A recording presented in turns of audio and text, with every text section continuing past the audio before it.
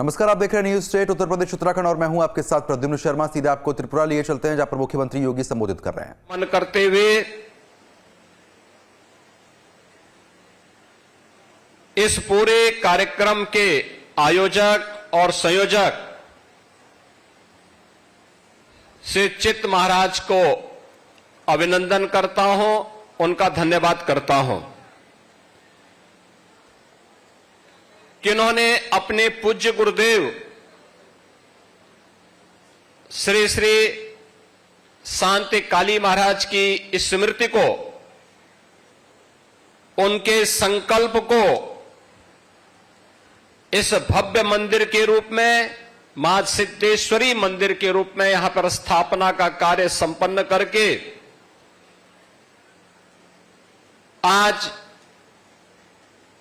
इस पूरे मंदिर को त्रिपुरा क्षेत्र की जनता के लिए मां त्रिपुर सुंदरी की कृपा के साथ साथ मां सिद्धेश्वरी का भी कृपा उन पर बरसेगी। यह अपने गुरु के संकल्प को आपने आगे बढ़ाया है, इसके लिए मैं आपका हृदय से अभिनंदन करता हूं। आपको मैं कोटि कोटि बधाई देते हुए आप सबके प्रति भी मंगल में शुभकामनाएं व्यक्त करता हूं। ये हम सब के लिए अत्यंत महत्वपूर्ण क्षण है कि हम त्रिपुरा के इस पश्चिमी क्षेत्र में मां सिद्धेश्वरी के इस मंदिर की प्राण प्रतिष्ठा और उद्घाटन समारोह के साथ आज यहां पर पूज्य संत श्री श्री शांति काली महाराज की स्मृतियों के लिए भी आज उन्हें स्मरण करने के लिए यहां एकत्र हुए हैं। और यह एकत्रीकरण ऐसे समय में हुआ है जब एक ओर हम त्रिपुरा के अंदर एक लोकप्रिय सरकार के सानिध्य में जो डबल इंजन की सरकार है, डबल स्पीड के साथ विकास और त्रिपुरा के सर्वांगीण विकास के लिए कार्य कर रही है, तो दूसरी ओर हम सबके सामने धार्मिक क्षेत्र में भी हो रही प्रगति जहां हमारे लिए उल्लेखनीय है, लेकिन वहीं बगल में आपकी हजारों किलोमीटर से जुड़ी हुई सीमा के अंदर जो हमारे बंधुगण रह रहे हैं उनकी क्या स्थिति है, यह आप सबसे किसी से भी छुपी हुई नहीं है। बहनों और भाइयों, हम सबको इस बारे में ध्यान रखना होगा। धर्म एव हतोहंति धर्मो रक्षति रक्षिता। अगर आप धर्म की रक्षा करेंगे तो धर्म आपकी रक्षा करेगा, लेकिन अगर आप अपने स्वार्थ के लिए उस धर्म का बलिदान कर रहे हैं तो वह धर्म भी आपके साथ उसी प्रकार का व्यवहार करेगा। हमारी सनातन मान्यता रही है, यतो धर्मस् ततो जय, और यही हम सब की शिक्षा है। हम सब आज एक भारत श्रेष्ठ भारत के रूप में पूरे देश के अंदर उत्तर दक्षिण पूरब पश्चिम एक मजबूत भारत के लिए कार्य कर रहे हैं। प्रधानमंत्री मोदी जी का संकल्प, उनका सामर्थ्य और उनकी विजनरी लीडरशिप हम सबको एक नई यात्रा के साथ आगे बढ़ा रही है। और हम सब ये भी जानते हैं कि भगवान श्री कृष्ण की जब स्मृति हम सबके सामने आती है तो भगवान श्री कृष्ण एक हाथ में मुरली है तो दूसरे हाथ पे सुदर्शन भी तो है उनके हाथ में। केवल मुरली से काम नहीं चलेगा, बल्कि सुरक्षा के लिए सुदर्शन भी आवश्यक है। और सुदर्शन भी जब आपके सामने होगा तो फिर किसी श्री श्री शांति काली महाराज को अपना बलिदान नहीं देना पड़ेगा। बहनों और भाइयों, आज कितना सौहार्दपूर्ण और सुरक्षित माहौल त्रिपुरा के अंदर है। क्या यह माहौल आज से 7 वर्ष पहले, 10 वर्ष पहले क्या संभव था? क्या यह संभव था? क्या यह सुरक्षा का माहौल इस रूप में था? संभवतः नहीं। मुझे याद है जब पूज्य संत शांति काली महाराज ने आश्रम की श्रृंखला को खड़ा करके अपने कार्यक्रमों को आगे बढ़ाया था 1994 में, उनका कार्य अद्भुत था, सराहनीय था, हम सबके लिए एक नई प्रेरणा है, अभिनंदनीय है। और शांति काली महाराज ने उस समय जो संकल्प लिए थे, आज चितरंजन महाराज उस कार्यक्रम को मजबूती के साथ बिना रुके, बिना डिगे, बिना थके कार्य कर रहे हैं। और इसीलिए तो भारत सरकार भी आज आपका अभिनंदन कर रही है। पद्म पुरस्कार भारत का सर्वोच्च पुरस्कार है, नागरिक सम्मानों में से एक है। उस पुरस्कार से आपको सम्मानित कर रही है, क्योंकि इस क्षेत्र में जिस ऊर्जा के साथ आपने काम किया है, अपने गुरु के संकल्पों को आगे बढ़ाने का कार्य किया है, वे अभिनंदनीय है। लेकिन यहां पे हमारे त्रिपुरा के महाराज भी यहां पर उपस्थित हुए हैं। हम दोनों एक ही परंपरा से जुड़े हुए हैं। उनकी मातृपक्ष भी उत्तराखंड से जुड़ी हुई है और मैं भी उत्तराखंड में, मेरा भी जन्म हुआ है। और इसीलिए एक आत्मीयता हम लोगों में है। उनका बचपन उत्तर प्रदेश में व्यतीत हुआ, उत्तर प्रदेश की राजधानी लखनऊ में, और उत्तर प्रदेश का भौगोलिक क्षेत्रफल की दृष्टि से जो सबसे बड़ा जनपद है लखीमपुर खीरी, उनका स्टेट में, उनका स्टेट का भी वहां पे कुछ हिस्सा है। और मैं उनको एक बात उनके संज्ञान में जरूर लाना चाहूंगा कि महाराज, इस जरूर ध्यान में रखना कि त्रिपुरा स्वतंत्र इसलिए था क्योंकि त्रिपुरा के राजा के पास सामर्थ्य थी, शक्ति थी। उन्होंने यहां की जनता को एकजुट करके विधर्मियों के लिए भी और उन आक्रांताओं की ताकत को भी समझा था और उनको अपनी ताकत का एहसास कराया था। इसलिए त्रिपुरा सुरक्षित रहा, स्वतंत्र भी रहा। जो भी सामर्थ्यवान होगा, अपनी ताकत का एहसास अपने दुश्मनों को कराएगा, वह हमेशा सुरक्षित रहेगा और सामर्थ्यवान बना रहेगा। लेकिन जो भी अपनी ताकत को खो करके अपने दुश्मन और मित्र को समझने में भूल करेगा, वह हमेशा उसी प्रकार का खामियाजा भुगतेगा जैसे आज बांग्लादेश के अंदर हो रहा है। बहनों और भाइयों, राष्ट्रीय स्वयंसेवक संघ ने इस खतरे को भांपा था 1925 में। राष्ट्रीय स्वयंसेवक संघ इस बात को जानता था कि अगर हम इसी प्रकार से कांग्रेस के द्वारा चलाई गई दुर्बल संधि का शिकार होते रहेंगे तो वे इस देश का विभाजन कराएंगे, हिंदुओं को कत्लेआम कराएंगे और फिर इस देश की परंपरा को, इस देश की संस्कृति को, इस देश की जातीय परंपरा को पूरी तरह नष्ट भ्रष्ट कर देंगे। और वह जो दुस्वप्न था वह सच साबित हुआ। कांग्रेस ने अपने स्वार्थ के लिए देश का विभाजन स्वीकार किया। और यही नहीं, ये तो 1905 में ही बंग भंग के समय आपने देखा होगा।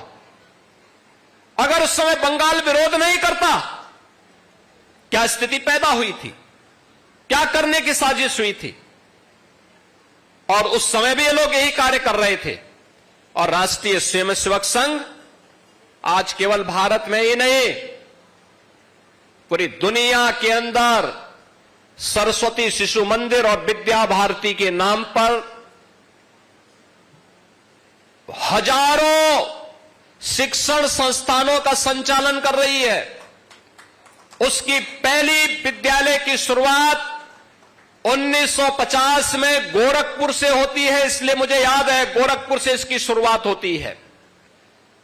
गोरखपुर में इसका शुभारंभ होता है। आज हजारों स्थानों पर राष्ट्रीय स्वयंसेवक संघ, विद्या भारती और सरस्वती शिशु मंदिर के माध्यम से भारत की संस्कृति, भारत की परंपरा, भारत के धर्म और संस्कृति का पालन करते हुए हजारों शिक्षण प्रशिक्षण संस्थाओं का संचालन कर रही है। सेवा के प्रकल्पों का संचालन कर रही है। 1 लाख से अधिक गांवों में एकल विद्यालय संचालन का काम अकेले विश्व हिंदू परिषद पूरे देश के अंदर जनजातीय क्षेत्रों में कर रहा है। और श्री राम वनवासी कल्याण आश्रम के माध्यम से भी मुझे याद है मेरे स्वयं के आश्रम गोरखपुर में 1984 में जनजातीय छात्रावास प्रारंभ हुआ और उसमें नॉर्थ ईस्ट से, त्रिपुरा से, मेघालय से, नागालैंड से, यहां से सैकड़ों बच्चे जाकर के उसी आश्रम में अध्ययन करते थे और जब उनकी शिक्षा पूरी होती थी वे वापस इस क्षेत्र में आकर के अपनी आजीविका के साथ जुड़ते थे। आज भी वहां पे श्री राम वनवासी कल्याण आश्रम संचालित है। हमारा दूसरा आश्रम एक और जनपद बलरामपुर में है, वहां पर भी ट्राइबल बच्चों के लिए स्कूल भी बना है और छात्रावास का संचालन उस आश्रम के माध्यम से होता है। और विश्व हिंदू परिषद और राष्ट्रीय स्वयंसेवक संघ हजारों ऐसे स्थानों पर ट्राइबल बच्चों के लिए इस प्रकार के शिक्षण और प्रशिक्षण केंद्र संचालित करके उनके उज्जवल भविष्य के साथ अपने आप को जोड़ने का काम करता है। हां, यह सच है कि राष्ट्रीय स्वयंसेवक संघ और विश्व हिंदू परिषद अपने कार्य का प्रोपेगेंडा नहीं करता है, अपनी सेवा की सौदेबाजी नहीं करता है। हम सेवा करते हैं इसलिए क्योंकि सेवा हमारे लिए ईश्वरीय सेवा है, मानव सेवा हमारे लिए ईश्वरीय सेवा है। ईश्वरीय सेवा मान करके हमारा एक एक प्रचारक, एक एक कार्यकर्ता, एक एक स्वयंसेवक, एक एक नागरिक इस अभियान के साथ जुड़ करके सेवा के इस प्रकल्प के साथ जुड़ता है। और यही कारण है कि विश्व हिंदू परिषद के नेतृत्व में पूज्य संतों के मार्गदर्शन में चलाए आंदोलन इस सदी की सबसे बड़े आंदोलन के रूप में अयोध्या में जो लोग कहते थे कभी संकल्प पूरा नहीं होगा, 5 सदी का इंतजार समाप्त करते हुए अयोध्या में भगवान राम का भी भव्य मंदिर के निर्माण का कार्य पूरा हो गया है। अयोध्या में भगवान राम का भव्य मंदिर बन गया है। अब लोग कहते हैं कि कुछ लोगों को बुरा लगेगा राम मंदिर बनने में, तो उसमें हमारी गलती क्या है? भाई हमारी आस्था है राम से, हमें भारत की बहुसंख्यक जनता की आस्था को देखना है। अगर ये जनता संतुष्ट है, उस आस्था का सम्मान देने का काम करना है और वही कार्य हम कर रहे हैं। काशी के बारे में भी हमने यही कहा, भाई अयोध्या है, मथुरा है, काशी है, ये 3 सनातन हिंदू धर्म के महत्वपूर्ण स्तंभ हैं, महत्वपूर्ण स्थल है, मान बिंदु हैं।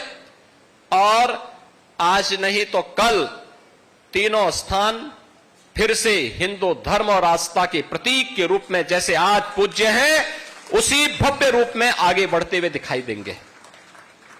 कोई संदेह नहीं होना चाहिए। हमें एक दूसरे की आस्था का सम्मान करना चाहिए। सनातन धर्म तो सर्वे भवन्तु सुखिनः सर्वे सन्तु निरामया की बात करता है, लेकिन यह तभी जब हम स्वयं सुरक्षित हों। हम ही सुरक्षित नहीं है तो हम दूसरों की सुरक्षा की बात कैसे करेंगे? पहले सुरक्षित होना, पहले अपने लोगों को सुरक्षित करना, फिर सबकी सुरक्षा और सबके सम्मान की बात करना। और यह आज की आवश्यकता है। आज इस देश के अंदर जब हम मजबूती के साथ भारत को दुनिया की एक बड़ी ताकत बनाने की दिशा में प्रधानमंत्री मोदी जी के नेतृत्व में निकले हैं, हम सबको इस बारे में मानना पड़ेगा कि अब भारत का समय है, भारत का समय है। बहनों और भाइयों, मैं अभिनंदन करूंगा, आपने त्रिपुरा को पिछले 7-8 वर्षों में यहां पर डबल इंजन की सरकार आने के बाद जिस प्रकार से विकास का डबल स्पीड के साथ विकास यहां की आगे बढ़ी है, एक अंधेरे से प्रकाश की ओर आप पुनः बढ़े हैं और आज त्रिपुरा तेजी के साथ आगे बढ़ता हुआ राज्य के रूप में न केवल बड़े बड़े हाईवे बना रहा है, एयर कनेक्टिविटी की बेहतरीन सुविधा उपलब्ध करवा रहा है, बल्कि लोक कल्याणकारी कार्यों के माध्यम से लाखों गरीबों के लिए प्रधानमंत्री आवास योजना की सुविधा हो या इस सदी की सबसे बड़ी महामारी के दौरान एक एक नागरिक के घर में राशन की सुविधा फ्री में उपलब्ध करवाने का कार्य, वैक्सीन उपलब्ध करवाने का कार्य, यह कार्य पहले क्यों नहीं हो पा रहा था? पहले होने में क्या समस्या हो पा रही थी? लेकिन जब अच्छी सरकार आती तो ऐसे कार्य होते हैं, विकास के कार्य, गरीब कल्याणकारी योजनाओं का कार्य, जगह जगह कनेक्टिविटी के कार्य, इलेक्ट्रिसिटी पहुंचाने का कार्य, हर घर नल के माध्यम से लोगों को शुद्ध पेयजल उपलब्ध करवाने का कार्य, हर घर में शौचालय पहुंचाने का काम, ये डबल इंजन की सरकार ने तो भेदभाव नहीं किया, भारतीय जनता पार्टी ने तो भेदभाव नहीं किया किसी के साथ। सबका साथ, सबका विकास हमारा संकल्प है, मोदी जी का मंत्र है, हमने उसे अंगीकार किया है, बिना भेदभाव के सबको पहुंचाएंगे। लेकिन अगर कोई सुरक्षा में सेंध लगाएगा तो सुरक्षा में सेंध लगाने का जवाब भी देने के लिए तत्पर होना ही पड़ेगा। और उसी दिशा से आज यहां पर हम चितरंजन महाराज के इस कार्यक्रम के साथ जुड़े हुए हैं। याद रखना, ईश्वरीय ताकत तभी आपके साथ फलीभूत होती है जब आप भी कार्य करेंगे, आप भी बढ़ेंगे। और मैं तो अभिनंदन करूंगा कि इतनी बड़ी संख्या में संतों की उपस्थिति यहां पर इतनी बड़ी संख्या में संतगण अगर जुड़ जाएंगे किसी कार्य में तो उसको तो सुरक्षित होना ही होना है, क्योंकि संत प्रतिनिधि हैं, ईश्वरीय सत्ता के प्रतिनिधि के रूप में इस धराधाम पर आकर के लोग कार्य कर रहे हैं। और जैसे चित्त महाराज ने कार्य किया है, हमारे यहां बोलते हैं ना, ब्रह्मा विष्णु और महेश, ये तीन शक्ति के प्रतीक हैं, सत, चित्त और आनंद। तो सत्य के प्रतीक तो शांति महाराज हो ही गए, चित्त के प्रतीक चितरंजन महाराज हो गए, और अब त्रिपुरा में आनंद की उपस्थिति के लिए हम सबको मिलकर के काम करना है। यह अभियान निरंतर आगे बढ़ना चाहिए। आज अनुकूल सरकार है, अनुकूल परिस्थितियां हैं, इन अनुकूल परिस्थितियों में हमें कार्य करना है और कोई भी ऐसी स्थिति नहीं पैदा होने देनी है जो बांग्लादेश की पुनरावृत्ति करने का दुस्साहस यहां पर कर सके। बहनों और भाइयों, आज आप शांतिपूर्ण माहौल में अपने पर्व और त्योहार मना पा रहे हैं, कोई चिंता की बात नहीं। दुर्गा पूजा का आयोजन भव्यता के साथ होगा। क्या आज से 10 वर्ष पहले संभव था? कठिन था, बहुत कठिन था, विघ्न बाधाएं आती थी। ये केवल यहीं पे नहीं था, उत्तर प्रदेश में भी था, नहीं होते थे। पर्व और त्योहार आते थे, दंगे शुरू हो जाते थे। पर्व और त्योहार आते थे, दंगे शुरू होते थे, गुंडागिर्दी होती थी, बहन बेटियां सुरक्षित नहीं थी, नौजवानों के लिए एम्प्लॉयमेंट नहीं था, कहीं कोई सुविधा नहीं थी। और आज यूपी में भी डबल इंजन की सरकार आई, सुरक्षा का माहौल मिला, दंगाइयों के लिए बुलडोजर भी दिया गया और साथ साथ भक्तों के लिए राम मंदिर का निर्माण भी कराया गया। और जब अयोध्या में राम मंदिर का निर्माण का कार्य प्रधानमंत्री मोदी जी के नेतृत्व में मूर्ति प्राण प्रतिष्ठा का कार्यक्रम संपन्न हो रहा था, जब चित्त महाराज वहां पर थे, इनकी आंखों में आंसू थे। मैं देख रहा था, मैंने वह दिन भी देखा है जब चित्त महाराज अपने पूज्य गुरुदेव की हत्या के बाद विश्व हिंदू परिषद के उस समय के अंतर्राष्ट्रीय कार्यकारी अध्यक्ष सदैव अशोक सिंघल जी के पास आए थे कि मेरी सुरक्षा क्या करूं मैं, और उस समय आडवाणी जी ने उन्हें सुरक्षा प्रदान की थी और फिर उन्हें कहा था कि आप त्रिपुरा में जाइए, आपको सुरक्षा मिलेगी। और वहां जब अयोध्या में राम मंदिर के मूर्ति प्राण प्रतिष्ठा के कार्यक्रम समारोह में अतिथि के रूप में आए थे, उनके आंखों में आंसू इस बात को लेकर के थे क्योंकि अयोध्या में राम मंदिर का निर्माण हो, यह संकल्प शांति काली महाराज का भी संकल्प था। अपने गुरु के संकल्प को पूरा होते हुए देख करके उनकी आंखों में आंसू थे कि मेरे गुरु की आत्मा को शांति मिल रही होगी कि हमारा एक संकल्प पूरा हो रहा है, और इसीलिए वह वहां पर उस कार्यक्रम के साथ जुड़े थे। मैं अभिनंदन करूंगा इस संत को, और मैं आप सभी का आह्वान करूंगा, जितने संत हैं, जितने यहां पे श्रद्धालु बैठे हैं, जितने भक्तगण बैठे हैं, ये संत उसी परंपरा का पालन कर रहे हैं। याद रखना, विधर्मी को जब भी अवसर मिलेगा और जब भी वह ताकतवर होगा, वह अपनी उस मनसा के अनुरूप कार्य करेगा। कहीं पे शांति काली महाराज की हत्या करेगा, कहीं स्वामी लक्ष्मणानंद जैसे संतों की हत्या करेगा, लेकिन हमें इन लोगों को फिर से अवसर नहीं देना है। इसके लिए अनुकूल सरकार, अनुकूल परिस्थितियां, इन संतों के साथ खड़े होकर के धर्म के प्रचार के लिए अपना कार्य करिए, लगिए। सनातन धर्म हर पंथ और उपासना विधि का सम्मान करता है, हर एक का सम्मान करता है। हमारे यहां बौद्ध हो, जैनी हो, सिख हो, उपासना विधि में आप किसी भी परंपरा को मानने वाले हो, आप देवी को माने, आप कृष्ण को माने, आप तंत्र की परंपरा को माने, आपके लिए इसमें भेद नहीं, लेकिन हमें इस बात को मान के चलना चाहिए कि हमारा देश सुरक्षित रहना चाहिए, हमारा धर्म सुरक्षित रहना चाहिए। और इसके लिए हमें आह्वान करना होगा कि फिर से किसी शांति काली महाराज को, किसी स्वामी लक्ष्मणानंद जी को अपना बलिदान देने की नौबत ना आने पाए।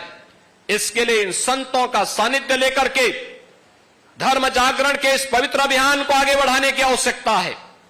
और मैं आपको आश्वस्त करता हूं, आप सभी लोग आगे बढ़ेंगे तो हम भी आपके साथ खड़े होंगे, आपके साथ मिलकर के इस अभियान को आगे बढ़ाने में पूरा सहयोग करेंगे। मैं भी आपको इस बात के लिए आश्वस्त करता हूं, हर प्रकार का सहयोग हम लोग करेंगे।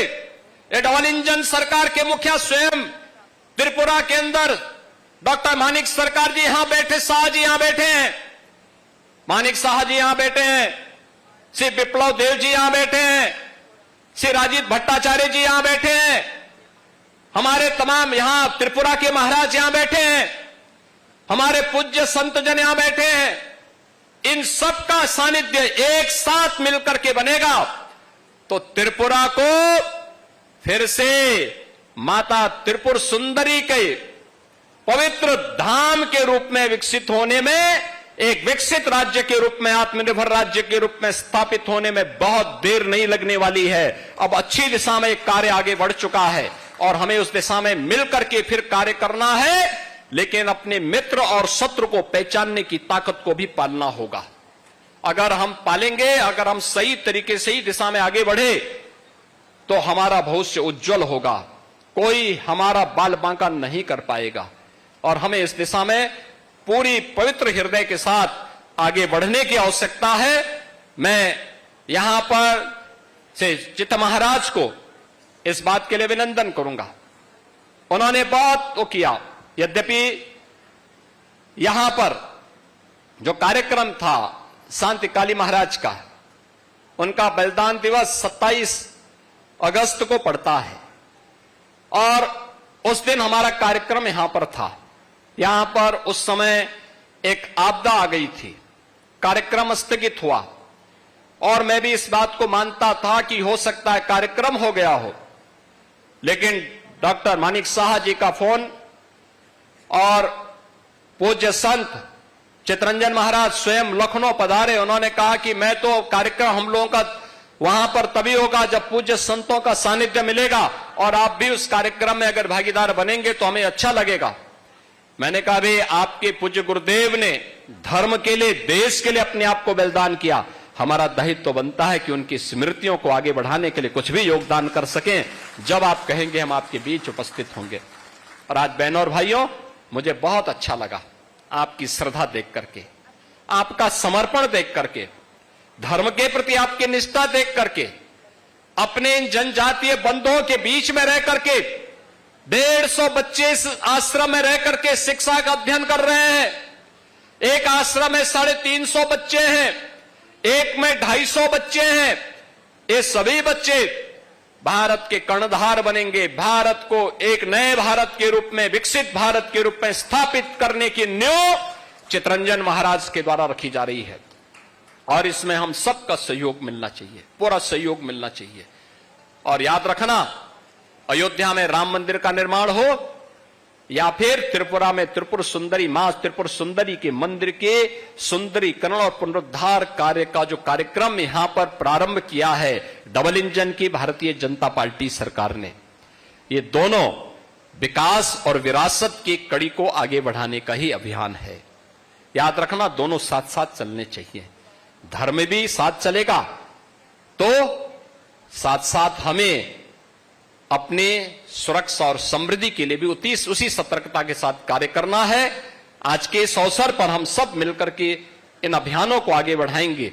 एक पक्ष यह, दूसरा बांग्लादेश के हालात क्यों हो रहे हैं, इस पर भी चिंतन करने की आवश्यकता है। कौन लोग इस हालात के लिए जिम्मेदार रहे? 1947 के पहले कौन लोग थे जो लोग भारत के विभाजन का पक्षधर बनकर के मुस्लिम लीग की मंशा को और कांग्रेस की सत्ता लोलुपता के चक्कर में पड़ करके भारत के दुर्भाग्यपूर्ण विभाजन के लिए जिम्मेदार हैं? उन लोगों के बारे में सही जानकारी देने की आवश्यकता है। याद रखना, अगर उस समय के समाज ने, बहनों और भाइयों, उस समय के समाज ने पहले जो आंदोलन किया था 1905 में, बंग भंग का जो अंग्रेजों की साजिश थी, जैसे उसे विफल किया था, ऐसे ही मुस्लिम लीग की साजिश को विफल करने के लिए उस समय का कांग्रेस नेतृत्व और जोगेंद्र नाथ मंडल ये मिलकर के अगर मुस्लिम लीग की मंशा पर पानी फेरने का काम करते तो कभी भी ये पाकिस्तान जैसा नासूर नहीं बनता। पाकिस्तान एक नासूर है और जब तक इसका ऑपरेशन नहीं होगा तब तक इस कैंसर की समस्या का समाधान नहीं होने वाला है। और आज इसकी शुरुआत हो रही है। आज आप देख रहे होंगे पाक अधिकृत कश्मीर में पाकिस्तान से अलग होकर के भारत में शामिल होने की मांग शुरू हो गई है। बलूचिस्तान में पाकिस्तान से अलग होने की मांग उठ खड़ी हो गई है। और एक पाकिस्तान जब तक इस धरती पर है, याद रखना, यह मानवता का कैंसर है। इस कैंसर का समाधान ये मानवता का भी कैंसर होगा और इसका उपचार समय रहते दुनिया की ताकतों को मिलकर के करना होगा और सबसे ज्यादा सतर्क भारतवासियों को रहना होगा। निश्चित ही समाधान के रास्ते निकलेंगे। एक विकसित और आत्मनिर्भर भारत की परिकल्पना के लिए पूज्य संतों के सानिध्य में उनके संकल्पों के साथ आगे बढ़ते हुए हम डबल इंजन सरकार के कार्यों को मजबूती के साथ जमीनी धरातल पर उतारने का कार्य करेंगे।